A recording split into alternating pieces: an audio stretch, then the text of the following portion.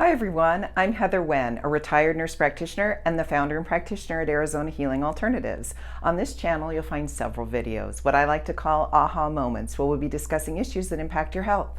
So whether you decide to use Western medicine, alternative medicine, or even a mix of both, I'm passionate about you knowing what your options are. For today's aha moment, we're going to look at definitions of assertive, aggressive, and passive-aggressive communication. These are different modes of communicating. So what should we be striving for? Should it be passive-aggressive stuff? Should it be aggressive stuff? How about assertive stuff? But how do we know the difference between those forms of communication? And how do we know the difference even between what's expected of, in general, men and women in those communication realms? So stay tuned.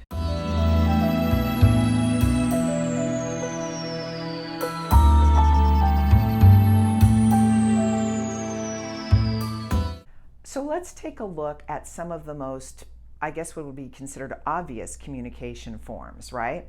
So some more obvious communication forms, let's start with aggressive. Aggressive communication doesn't necessarily have to be tone and loud voice, although it could be. But aggressive communication, truly the definition of that is related to how that person is presenting themselves. That they tend to, if someone is aggressively communicating, that could be putting people down. That can be just getting in your face. The hallmarks of it are that that person is only concerned with their own needs and really does not care how somebody else feels. Doesn't consider it of someone else's feelings and just aggressively comes. That can be yelling, that could be calling names, it could be putting people down, or it could just be, you go do this and this is what you need to do, and don't tell me otherwise about that, because this is what it has to happen. That's very aggressive in a way you're communicating. But how about when it gets more subtle? Well, we'll talk about that in passive aggressive right now, right? Passive aggressive communication is very different, where a person, in the aggressive, they're making their needs known. They're not caring about anybody else's needs, but they're certainly making their needs known, okay? Well, in passive aggressive communication, that person isn't really comfortable with expressing how they truly feel. And so what they do is there can be different behaviors of it. For example, some of the behaviors of passive aggressive is if somebody just stops talking to you, walks away and stops talking to you. Now that's different from a timeout.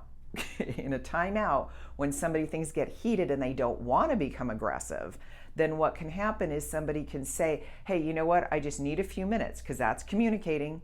I need a few minutes because I don't want to get heated. I don't want to start yelling, so I'm going to take a timeout. And we've talked about that in other communication videos that I've done, that 3-part series on communication in conflict resolution. But basically, that's not passive aggressive. That's saying, I just need to take a break, time out. But if all of a sudden you're talking to somebody and then they just stop talking to you, they're not telling you why, and then let's say they don't speak to you for 2 or 3 days, that's passive aggressive. Because passive communication, which we'll talk about that in just a little bit, but the passive part of that, and actually let's just go into it now. The passive part of passive communication is somebody that is so uncomfortable making their needs known to anybody that what they do is they oftentimes allow people to walk all over them. They don't state their needs. They just go, oh, sure, no problem, I'll be happy to do that, when they're really not happy to do it. But yet it's just passive, and that's very difficult for someone to communicate as well. So let's take a passive person can become passive aggressive. So what they could do is they really don't want to do something. They agree to it even though they don't want to do it. And so let's say they agree to go to a specific function, or they agree to do something at a specific function.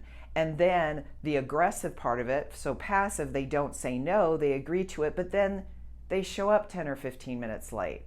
Or they get there and they don't exactly do the full job. That's aggressive, even though it's not in your face yelling at you. But what it's done is you are being passive aggressive. It's the same thing as if you just stop speaking to somebody and then 3 days later just forget that anything ever happened, which a lot of people communicate that way. But that's actually passive aggressive, all right? So when we come to that, aggressive or passive communication, which is, like I said, letting people walk all over you, sometimes can become passive aggressive communication, but not necessarily. Sometimes people are just passive and they allow that to happen. Meanwhile, Oftentimes what happens with people who are really, really passive is, believe it or not, they tend to get really sick because they internalize everything. They never express how they feel or what their needs are or what their wants are, and they're taking care of everybody else. And those tend to be the people that tend to be, especially healthcare practitioners, they tend to have the most health problems because they're not communicating in a way that is healthy for their bodies. Okay, so what is really healthy communication? What does it look like? Well, healthy communication is assertive. Assertive, now we confuse assertive and aggressive, which we're going to go into in a minute. But assertive communication is where if I'm feeling a certain way and I want to express it, then I can say, and you can use I statements. Once again, this goes back to those communication videos where you can say, you know, I felt really hurt when you had mentioned A, B, or C, whatever that would be. Now, when you're being assertive with how you're communicating, when you're assertive with that, you're saying what's bothering you, but you're also taking into consideration how the other person might feel. That's assertive communication. And even if it's in a business situation, which I find really, really interesting, and the differences in men communicating and women communicating, we've already talked about that too, but in relationship to this, I have a really interesting example of this that comes from the corporate world. I know somebody who works in the corporate world and is very high stress, high pressure, and this sort of thing. And it's funny because and this is generalities, but by and large, if a man walks into the room, men are expected to be assertive. And so they come in and let's say it's a male boss will come into the room and say, "Hi guys, here's our project. This is what we need to do. Here are the timelines. This is what we need to get done. And I need it on my desk at such and such a time." That's assertive behavior, okay? That's not, being aggressive. It's just saying, here are the facts, here's what's going on. But if a woman is doing that same thing, that way of communicating, I've heard this time and time again, that in the corporate world, women are supposed to be the nurturers. And if a woman comes in and is assertive, it's almost seen as aggressive. And I know so many patients that I work with where a woman says, well, I want to say that, but then I'm going to sound rude, and this person's going to be mad, or that person's going to be mad. Well, already women are trained to be more passive and men are trained to be more aggressive. And we talked about that like anger, people accept that in men, but with women, when women get angry, they're not allowed. So, and those are, like I said, once again, generalities. This is not true across the board with everybody. But it's fascinating that when a woman comes in and says, hey, this is what we need to get done, that oftentimes she's seen as mean, or she's seen as being aggressive when she's not. Because remember, the definition of assertive behavior is you're expressing what the needs are, and in a business situation and you're the boss, you have to tell people what to do. But that doesn't mean that you aren't considerate of what they have to say. So let's say it's a business meeting and you're saying, okay, and I remember this when I ran a clinic as a nurse practitioner. Okay, guys, this is what we need to get done. This is what the day goes about, and what we need to do. And then I would say, hey, if you guys have a different idea or you have something else into how we can run things more efficiently, please let me know.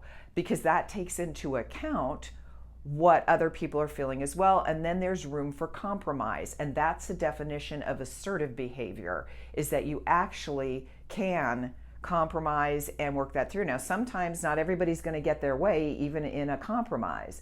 But when you're running a business, that person, you have to have faith in the fact that that person knows what they're doing when they're running, and if they don't, that you can come to them and you can talk to them privately. But I just find it fascinating that many times women in that role or in business roles are seen as aggressive, and there are just as many aggressive women and men in that arena. But I think it's fascinating what we do, men versus women, with that.